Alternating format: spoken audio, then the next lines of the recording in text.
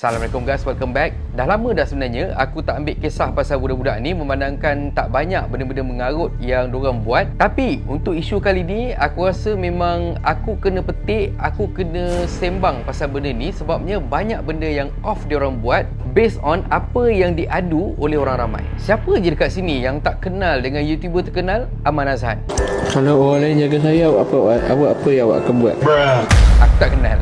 Dan aku sendiri pun setitis dia punya konten aku tak pernah tengok kecuali mana-mana yang mendatangkan kontroversi. Paling baru, ada netizen dan masyarakat sekitar tempat dia duduk berkongsi perangai Mamat ni dan juga tim dia yang dilihat sangat melampau batas. Sebab kau nak jaga saya.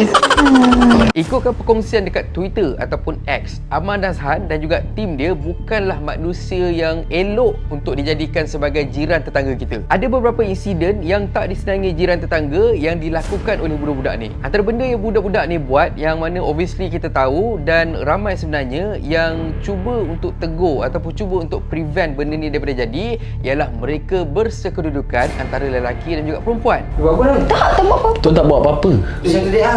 Bila ditanya, diorang gunakan alasan diorang bekerja dekat situ. Ikutkan perkongsian daripada cikgu selebriti terkenal iaitu Muhammad Fadil Saleh, dia tulis, Aman Azhan ni YouTuber yang swap fries tu kan? Buat hal lagi Mamat ni. Duduk bersama awet serumah tanpa nikah. Tak hormat privasi jiran. Nak buat studio dekat situ. Tak bayar hutang orang sampai orang ke rumah minta hutang. Staf biadab yang asyik bergaduh dengan guard. Jam 1:30 pagi duk prank kereta exhaust bising, parking kat rumah orang, berdua-duaan dalam gelap kat taman dan macam-macam hal lagi. Dia duduk dekat tempat orang-orang kaya duduk. Okey, aku sensor benda ni bukan sebab dia, tapi aku sensor sebab aku nak jaga privasi orang yang duduk dekat tempat tu. Orang berada ni sanggup beli rumah berjuta sebab nak tenang, nak privasi, nak rehat. Datang budak YouTuber baru nak merasa pegang duit banyak sikit, buat hal kat perumahan mewah. Marahlah penduduk setempat yang dah lama duduk aman damai. Nak bebas melalak, buat hal sendiri, beli tanah 4 ekar, buat banglo dalam tu dan pagar kasih tinggi, tak ganggu orang lain. Lantak kau lah kat situ, kau nak buat apa? Buat dosa pahala, tanggung sendiri. Dia ni dah lah ramai budak-budak dan remaja suka tonton video dia. Pengaruh buruk banyaklah dia bawa dekat anak-anak kita. Apa tindakan yang boleh diambil secara sah agar benda ni dapat dibendung? Rasa bongkak dan sombong sangat dah ni, mentang-mentang ada duit lebih sikit. Dekat dalam luahan seorang individu yang sememangnya duduk dekat situ, dia kata budak-budak ni memang kurang ajar. Sebagai contoh, ada sekali tu diorang nak pergi discuss dengan budak-budak ni pasal apa benda yang diorang buat lah, dan diorang terpaksa tunggu budak tu untuk keluar. Diorang untuk keluar selama 20 minit barulah nampak batang hidung. Tak cukup dengan tu, salah seorang daripada tim budak ni boleh pula dilihat duk parking kereta dekat depan rumah jiran seolah-olah macam jiran tu bapak dia. So lepas tu yang kes bertekak pula dengan Pak Gad tu bukan sebab apa, sebabnya access card dekat tempat tu ada 3 saja yang diorang beri, tapi masalahnya diorang duduk beramai-ramai. Jadinya ada antara diorang ni yang tak terima access card, makanya susahlah nak masuk ke dalam.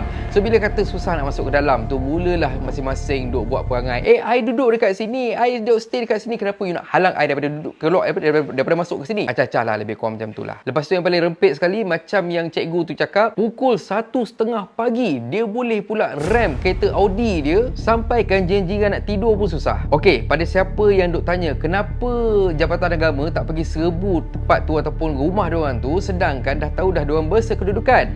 Masalahnya Jaiz memang dah pergi ke rumah tu, tapi masalahnya tak ada apa-apa tindakan. Sebabnya diorang bagi alasan yang Mamat ni lah, si Amar ni, dia kata kakak dia pun tinggal sekali dekat situ, makanya Jaiz tak boleh buat apa-apa. Wallahualam, itu yang diperkatakan oleh jiran sana lah. Dan ikutkan info terbaru daripada penduduk dekat sana, diorang sekarang ni tengah dalam meeting ataupun dekat dalam perbincangan untuk diorang fatwakan ni, untuk diorang buat peraturan yang mana tak kisah individu ataupun company tak boleh jadikan rumah dekat situ sebagai studio. Sebabnya Boleh dik. bukan sebab budak-budak ni, ialah korang bayangkan kebanyakan residen yang duduk kat sana, diorang sanggup berhabis beribu sebulan. Ada yang, itu kalau kata menyewa lah, ada yang membeli, diorang sanggup spend sampai beratus ribu, malah mungkin berjuta untuk beli kediaman dekat sana. Sebabnya itu ialah satu kediaman mewah untuk golongan T20. Dan of course diorang beli kawasan tu sebab diorang nakkan privacy dan diorang nakkan ketenangan. Tapi masalahnya bila kata adanya budak-budak macam ni dekat kawasan residen diorang, macam mana diorang nak bertenang? Bayang Bayangkan kau berempas pulas, kau cari deposit untuk beli rumah dekat situ. Lepas tu kau dengan happynya kau dapat pindah ke rumah tu. Lepas tu bila kata korang lepak pula. Bila kata korang dah tinggal kat rumah tu, rupa-rupanya sebelah rumah korang tu ialah zoo. Siapa tak marah? Itu soalan ke cemburu? Dekat sini apa yang aku nampak, masalahnya budak-budak ni sebenarnya baru pegang duit, bukannya sikit. Dan diorang dapat duduk kawasan elit. Lepas tu mungkin sebelum ni diorang duduk dekat kawasan perumahan yang agak padat, ramai orang bising-bising kat depan rumah jalan raya, duk siong sana, duk siong sini. Makanya diorang pun terbawa-bawa culture tu pergi dekat kawasan perumahan T20 dan menyusahkan orang dekat sana. Kiranya diorang tak faham konsep privacy. Privacy kejadahnya bila kata diorang dekat sana pun diorang duduk lelaki perempuan. Bodoh! Kecil-kecil tak ada mampus, sebelah besar menyusahkan orang. Masalahnya kalau kata kita nak ubah diorang pun tak boleh. Memang susah, memang mustahil. Kecuali kalau kata diorang ubah diri diorang sendiri, diorang tersedar sendiri, ataupun ada campur tangan daripada mak ataupun ayah diorang. Cuma itulah masalahnya, mak bapak sekarang ni lagi percaya kat anak-anak diorang, sampaikan diorang tak peduli untuk pergi cek ataupun pergi semak aduan daripada orang lain dan semua tu, pergi tengok betul ke apa yang diorang cakap, ataupun diorang simply tak reti nak menghalang anak-anak diorang daripada bersosial sampai macam tu sekali. Kita pun pernah muda juga, tapi tak pernah terfikir untuk tunjuk bangang depan orang. Let's say kalau kata ada orang tegur kita, aku rasa dah cukup dah. Sekali tegur dah cukup dah. Jangan buat lagi benda-benda macam tu. Tapi masalahnya diorang boleh kata tak sedar diri. Cuba tengok berapa banyak kali dah netizen duk tegur diorang pasal apa benda yang diorang buat. Kau buat konten kau, itu lain cerita. Engkau hidup bersosial dengan jiran-jiran kau, itu lain cerita. Tapi masalahnya sekarang ni, pada aku, apa yang aku nampak, konten kau dah sampah dah. Dan cara kau bersosial dengan jiran kau tu pun memang dah menunjukkan yang kau ni tak ada akal. Tambah pula yang lagi penting, cara kau berinteraksi ataupun apa yang kau buat, apa yang kau tunjukkan dekat public, tak menunjukkan macam kau ni dekat dalam IC kau bertulis Islam. Islam. Dah tua pun bodoh.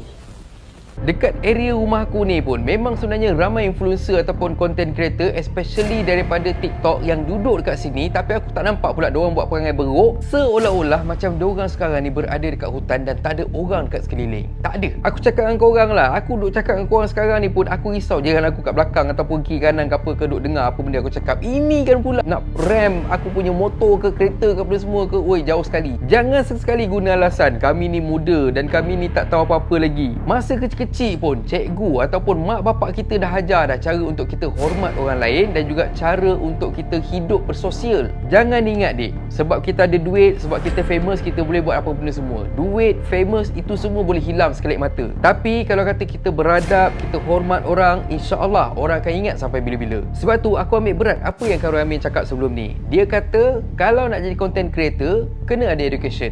Dan satu lagi aku nak tambah, ini aku cakap sendirilah, bukan Khairul Amin yang cakap. Kalau nak jadi content creator, kau kena ada otak dan kau kena ada common sense. Kalau dua benda ni tak ada, jadi perangai macam ni lah.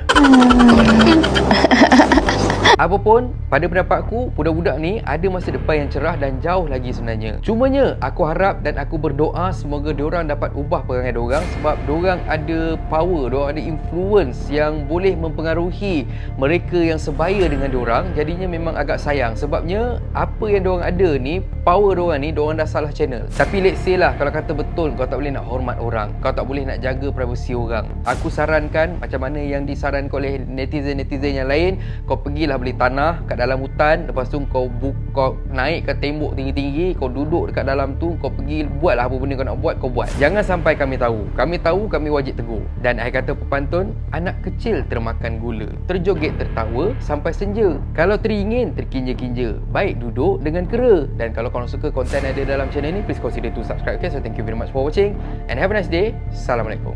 Assalamualaikum guys. YouTube ada fungsi baru iaitu Super Thanks. Siapa yang nak belanja aku kopi, korang boleh tekan butang Super Thanks kat bawah ni. Anyway, terima kasih sangat-sangat untuk sokongan korang. Assalamualaikum. Mantap Pak Bo.